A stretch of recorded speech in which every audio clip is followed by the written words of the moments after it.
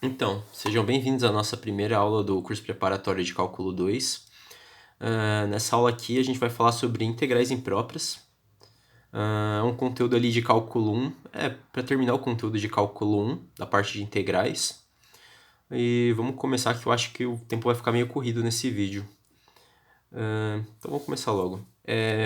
Integrais impróprias são integrais comuns, né?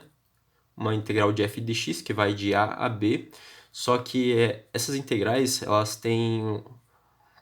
podem ter no intervalo de integração descontinuidades, como eu vou falar mais tarde, e indeterminações, como é o caso de limites aplicados ao infinito. Nesse exemplo dessa integral aqui, a gente tem uma integral que vai de a até 5, só que o início dessa integral é lá em menos infinito. Então, o que a gente faz? A gente resolve a integral e aplica um limite nesse intervalo aqui. A mesma coisa para caso o infinito seja o final do nosso intervalo de integração. A gente pega lá, calcula a nossa integral f de x, de menos 1 a b, e aplica o limite em b tendendo a infinito. Tem mais um caso também, onde o nosso intervalo de integração são constantes, só que no meio dele tem uma descontinuidade. Nesse exemplo aqui, eu até fiz um desenho para representar ela, mas já vou falar mais sobre ela. A gente é obrigado a dividir essa integral em duas, sendo a primeira de a até t, ou seja, do início do intervalo de integração até o local da descontinuidade, e uma segunda integral que vai desde o começo da descontinuidade até o final do intervalo de integração, sendo escrita da seguinte forma: f de x de a até t, onde aplicamos um limite de t tendendo a 3p. Esse sinal de menuzinho é pela esquerda, é aqui. Mais a outra integral que começa da outra integral de f de x, que começa na nossa descontinuidade e vai até a constante b. E depois resolvida, a gente aplica um limite de s tendendo a 3 pela direita. Ou seja, aqui.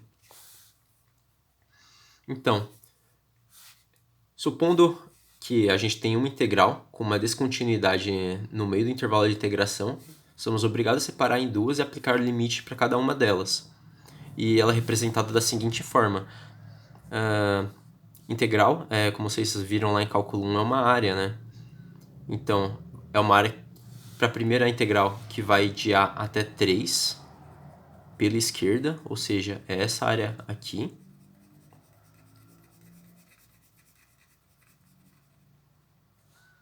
E a segunda, que começa desde da nossa descontinuidade e vai até o valor de b. Pode ver que tem área aqui que a gente não preencheu, nem aqui, porque justamente a gente quer a área entre esse espaço. E o limite, tendendo a nossa descontinuidade, é justamente porque a descontinuidade ela tende ao infinito e volta pelo infinito, ou caso contrário, ela tende a menos infinito e vem de mais infinito. E como a gente não sabe se a velocidade que a função vai para o infinito nesse ponto, então a gente precisa aplicar o limite para ver se essa área vai convergir. Convergir significa ela tender a um valor específico, ou divergir, que daí ela está indo para o infinito. A gente não consegue calcular o valor de área. E eu fiz mais um gráfico aqui para fazer uma demonstração também, só quando ela vai para o infinito, de uma integral que começa em a, podendo ser essa daqui. Suponha que aqui é menos 1. E daí a gente aplica a integral de menos 1 até b, sendo b infinito. Então é essa área aqui, né?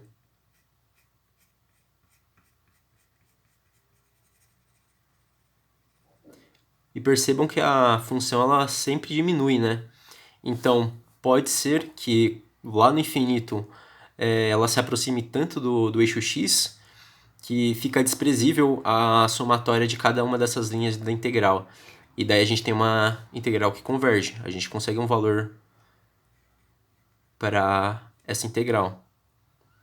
Porém, ela pode se aproximar de x cada vez mais, conforme ela vai para o infinito, só que continua sendo um número grande e assim ela é uma função que diverge. A gente não vai conseguir calcular uma área. Um bom jeito de explicar isso aí para vocês é fazendo os exercícios agora. Eu provavelmente já mandei a lista para vocês, a ordem que eu vou resolver aqui, e eu vou começar do exercício 5. E no exercício 5 a gente tem a seguinte integral. É uma integral que começa em 3. Deixa eu ver se está pegando. Já foi 6 minutos. E vai até o infinito. E a função é 1 sobre x menos 2 elevado a 3 sobre 2 dx, né? Agora a gente vai... Eu não vou aplicar o limite para aqui primeiro, porque senão eu vou ficar reescrevendo e vai ocupar mais espaço de folha e eu vou acabar demorando mais. Mas já vou resolver aqui para vocês. Como eu disse, eu vou resolver no maior nível de detalhe possível. Então essa aula vai acabar ficando um pouco grande, já que a gente vai ter integral aqui e limites. Enfim, não sei se vocês lembram, essa integral aqui é bem fácil de resolver, né? A gente tem uma função aqui potencial. Para a gente resolver ela, eu acho que o melhor jeito é fazer uma substituição por u. Deve ter sido um dos primeiros conteúdos de cálculo que vocês viram. De integrais de cálculo que vocês viram. E o meu u vai ser igual a menos 2. Aí, se vocês lembram, eu vou aplicar aquela aplicação de derivação nas duas funções. Aí eu vou ter u, quer dizer, du, igual a dx, né? Como o menos 2 é constante, ela morre. E a nossa variável, a gente consegue a derivação dela. Acho que é derivação implícita, eu não lembro bem. Daí, tudo bem. Eu já vou falar do intervalo de integração dessa função. Eu vou reescrever a nossa função aqui no domínio de u. Aí vai ficar assim, 1 sobre u elevado ao potencial de... Não sei se vai ficar bem de ver isso aqui. 3 sobre 2 du. Só que quando a gente faz uma mudança de variável desse tipo aqui, a gente tem que mudar o domínio do intervalo de integração de x para o novo domínio de u, né? E como é que a gente faz isso? A gente pega o valor inicial do domínio de x, joga na equação de mudança de variável, ou seja, 3, que é o valor de x, né? Menos 2 vai dar 1. Então, nossa nova integral começa em 1. E o valor final é infinito, né? Se eu aplico o infinito em x e tiro 2, continua sendo infinito. Então, u vai ser infinito. Agora temos nossa nova integral aqui, bem mais fácil de resolver. Eu vou reescrever essa função aqui, passando a função potencial para cima. Então fica u na menos 3 sobre 2 du. Não sei se vocês lembram, essa aqui é uma das integrais mais fáceis de ser resolvida. Eu vou dar um exemplo aqui. Essa sombra. Vocês lembram lá que funções potenciais do tipo, sei lá, x na n, quando a gente deriva, f de linha, a gente faz o quê? A gente tomba o expoente n, multiplica com a função e eleva a n menos 1. A gente sempre subtrai uma unidade, né? Pro caso da integral, é o contrário. A gente pega x de n e faz o quê? A gente tem a nossa função, adiciona uma unidade e divide por n mais 1. Por que isso? Um bom jeito de ver isso é que quando a gente integra e depois deriva, a gente tem que obter a nossa função original. Ou no caso, se a gente... Aqui, integral. Ou no caso... x. Ou no caso, quando a gente tem a função deriva e depois a gente integra, a gente é obrigado a ter a função original. Aqui eu vou reaplicar uma integral. Acho que ficou ruim de... Vou reaplicar uma integral aqui, dx. O que eu tenho que fazer? Quando eu integro, eu adiciono uma unidade na função x n-1. Agora eu vou adicionar uma unidade, menos 1 mais 1. Esse menos 1 com 1, 0, né? Então fica na n. Aí o que eu vou fazer? Eu vou dividir pelo expoente que a gente integrou. Só que tem esse n aqui, né? Da nossa derivada original. Eles se anulam e a gente consegue a nossa função original, x na n. Provavelmente vocês já lembram, vocês lembram disso. Só que eu vou, como eu disse, eu vou detalhar bastante tudo que eu fizer. Então eu acho legal fazer esse tipo de observação. Pois bem, então, como a gente resolve essa integral seguindo a observação que eu fiz agora há pouco, a gente tem um u na menos 3 sobre 2, né? Eu estou integrando, então eu vou somar uma unidade. Menos 3 sobre 2 mais 1, o que eu faço? Eu faço uma distributiva aqui desse número 2. Eu acho, não sei se é distributivo. Acho que é distributivo. Aí eu vou ter menos 3 mais 2 por causa dessa divisão, né? Eu estou fazendo esse passo aqui. Eu multipliquei esse valor para poder dividir sobre ambos os termos. Então, o que eu vou ter? Eu vou ter 3 menos 3 mais 2 sobre 2. Isso aqui dá meio, né? Menos meio. Menos 3 mais 2, menos 1 sobre 2, menos 1 meio. Então, o que acontece? Em cima vai ficar menos meio, embaixo, como a gente viu aqui, a gente vai dividir pelo expoente, que vai dar menos meio também. E isso dá menos meio, menos meio, intervalo de integração de 1 a infinito. Opa, eu acho que não. Tomara que tenha pegado. É que eu não estou olhando direto para a câmera. Mas vamos lá. Eu acho que o melhor passo é reescrever essa equação, porque daí fica melhor da gente poder aplicar o limite e o intervalo de integração. Vamos lá, então. Como o expoente aqui está negativo, eu vou mandar ele para baixo. Eu vou fazer um passo antes. A gente tem a nossa função assim, né? Menos meio. 2 menos aqui. Se vocês verem, eu tenho uma fração embaixo desse termo, né? E é obrigatório ter um 1 aqui. Vai ficar da seguinte forma. U na elevada a menos meio sobre 1 menos 1 sobre 2. Aí qual seria o passo? Eu deveria multiplicar esse cara com esse. E o quociente da equação de baixo, ela multiplica com a parte de cima da nossa função. Vai ficando da seguinte forma. Menos 2 u na menos 1 sobre 2. Esse menos 2 eu já peguei esse sinalzinho aqui, e aqui fica 1, né?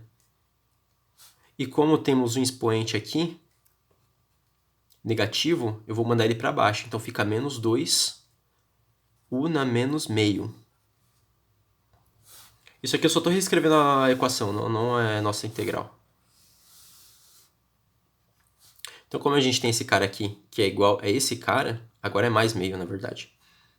Esse cara aqui que é igual a esse cara aqui, eu vou poder terminar o nosso exercício. Vou fazer o seguinte. Deixa eu deslocar um pouco para cima. Tá. Já foram 15 minutos, meu Deus. Tá. Nossa função agora vai ser menos 2 de dividido por menos 2 dividido por u. 1/2 é raiz, né? Raiz de u. No intervalo de 1 a infinito. Eu vou fazer a substituição agora para o limite de integrais impróprias. Limite de, não sei, qualquer letra a tendendo a infinito de menos 2 raiz de u. Do intervalo de integração de 1 a a. Certinho? Tá. Vou aplicar nosso intervalo de integração. Limite de a tendendo a infinito de menos 2 sobre raiz de a menos por causa do que a gente vai subtrair a parte da área anterior do começo do intervalo de integração, que é 1, né? Menos, e esse menos vem dessa função aqui. 2 raiz de 1. Pois bem, vou fazer um passo interessante aqui, só para relembrar, uma coisa bem simplória mesmo, que é... Esse limite está aplicando a esses dois termos, né? Como ele só depende de a, eu vou aplicar só ele aqui. Eu vou reescrever dessa forma aqui, ó. Menos com menos dá mais, né? Então, mais 2 sobre raiz de 1 continua sendo 1 aqui embaixo, então o termo inteiro é 2. 2. Aí, esse termo aqui constante, ele não depende mais do limite, né? Então, eu vou passar o limite para o outro lado. Mais limite de a tendendo a infinito de menos 2 raiz de a. Certo? Não sei se está pequena a letra, acho que não. Então, se eu aplicar o limite aqui nessa raiz de a, vai ficar menos 2 sobre raiz de infinito, né? Raiz de infinito ainda é infinito, continua sendo um número absurdamente grande. E tendo um número absurdamente grande dividindo uma constante, ainda mais uma constante pequena como essa, o valor se aproxima de zero, né? Tipo, uma constante dividida por um número enorme sempre se aproxima de zero. Então, a gente tem que... Esse limite aqui tende a zero. E nossa integral é 2. Ou seja, nossa integral inicial, essa integral aqui, ela converge para 2. Converge. Vou colocar um Czinho só. Olha outra coisa. Perceba que tem uma descontinuidade em 2, né? Quando x for igual a 2, todo o quociente aqui ele é zero, né? Não importa se eu elevar ele a 3 sobre 2, vai continuar sendo zero. E 1 dividido por zero é infinito. Então eu teria uma descontinuidade. Só que essa integral ela foi bem fácil de fazer por causa que ela começou em 3, ela não começou em 2 positivo, né? Então a gente pôde resolver. E 19 minutos. Eu acho que eu vou parar aqui e vou fazer mais alguns exercícios. Eu acho que mais 20 minutos acho que fica bom para terminar essa aula aqui. Então, até daqui a pouco.